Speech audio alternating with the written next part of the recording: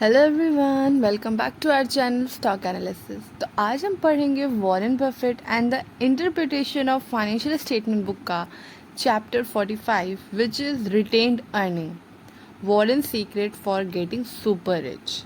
तो if you are excited for the video तो चलिए हम इसे जल्दी जल्दी स्टार्ट करते हैं। कोई भी कंपनी अपने बिजनेस के प्रॉफिट को 3 तरह से इस्तेमाल कर सकती है। सबसे पहला तरीका, डिविडेंड के रूप में शेयर होल्डर को बांट सकती है। दूसरा, अपने कंपनी के शेयर को वापस खरीद सकती है, जिसे हम शेयर बायबैक करना भी कहते हैं।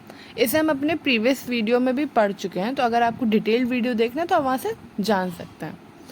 बिजनेस ग्रो करने के लिए अपने पास इकट्ठा कर सकती है, जिसे हम रिटेन्ड अर्निंग कहते हैं, जो हम इस चैप्टर में डिटेल में पढ़ेंगे। इसकी एंट्री कहाँ होती है? इसकी एंट्री बैलेंस शीट में शेयर होल्डर्स इक्विटी के अंडर होती है। सो अगर कंपनी अपने प्रॉफिट को रिटेन्ड यानी कि इकट्ठा करती है और बिजनेस को ग्रो करने में इस्तेमाल करती है, तो इसे कंपनी का शेयर प्राइस फ्यूचर में काफ़ी ज़्यादा ग्रो करता है। जैसे वॉरेन की अपनी जो कंपनी है बर्कशायर हैथवे का प्रॉफिट 100% रिटेन किया गया था, जिसके कारण कंपनी का शेयर प्राइस 1965 में सिर्फ $19 था और वो बढ़कर 2007 में $78,000 हो गया था।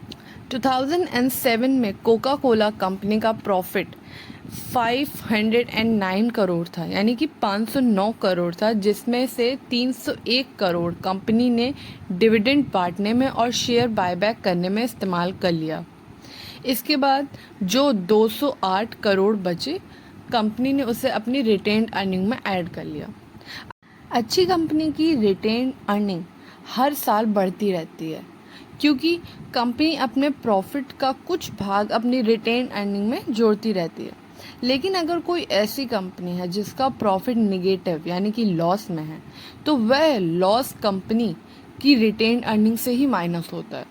अगर कंपनी का लॉस उसकी रिटेन अर्निंग से ज़्यादा हो गया है, तो उस कंपनी की रिटेन अर्निंग माइनस में शो की जाएगी, जो कि इन्वेस्टर्स के लिए बिल्कुल भी अच्छी बात नहीं है और ऐसी कंपनीज में हमें बिल्कुल भी इन्वेस्ट नहीं करना। अगर किसी कंपनी की रिटेन अर्निंग हर साल बढ़ती जा रही है, मतलब उस कंपनी के पास ड्यूरेबल कम्पिटिटिव एडवांटेज है। आइए देखते हैं कि वॉरेन की फेवरेट कंपनीज जिनके पास ड्यूरेबल कम्पिटिटिव एडवांटेज है, जिनका हम हर बार एग्जाम्पल लेते हैं, उनका रिटेन अर्निंग किस परसेंटेज से बढ़ रहा है। सबसे पहले कोका कोला। कोका कोला का रिटेन अर्निंग पिछले 5 सालों में 7.9% से ग्रो हुआ है।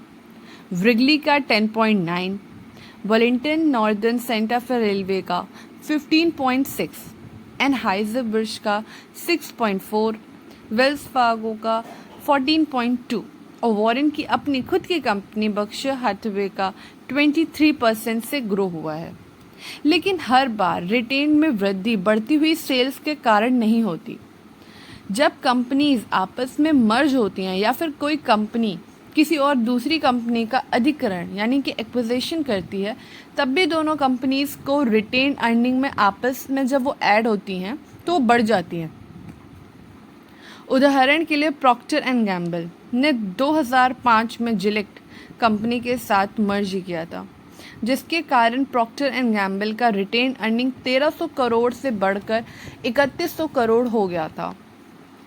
आपको ये जान के बहुत हैरानी होगी कि जनरल मोटर और माइक्रोसॉफ्ट दोनों कंपनीज का जो रिटेन अर्निंग है वो नेगेटिव में है।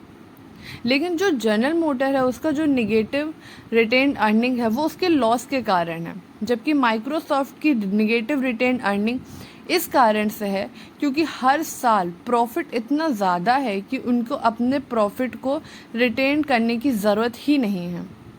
माइक्रोसॉफ्ट अपने प्रॉफिट का इस्तेमाल शेयर बायबैक करने में और शेयर होल्डर को डिविडेंड बांटने में करती है। वॉरेन बफेट की सफलता का बहुत बड़ा सीक्रेट ये है कि उन्होंने अपनी कंपनी बर्कशायर हैथवे के प्रॉफिट को डिविडेंड के रूप में बांटना बंद कर दिया था और 100% यानी कि पूरे प्रॉफिट को रिटेन अर्निंग में ऐड करते रहे। इसके बाद वॉरेन की रिटेन अर्निंग को ऐसी कंपनीज में इन्वेस्ट किया जिनके पास ड्यूरेबल कम्पिटिटिव एडवांटेज था, जिससे बक्शर का रिटेन अर्निंग और बढ़ता गया। इसी प्रोसेस को बार बार किया गया, जिससे 1965 में जिस कंपनी का शेयर प्राइस सिर्फ $19 था, वह 2007 में बढ़कर $78,000 पहुंच गया। बक्शर की रिटेन अर्निंग एनुअल ग्रोथ हर साल लगभग 21% रहा है।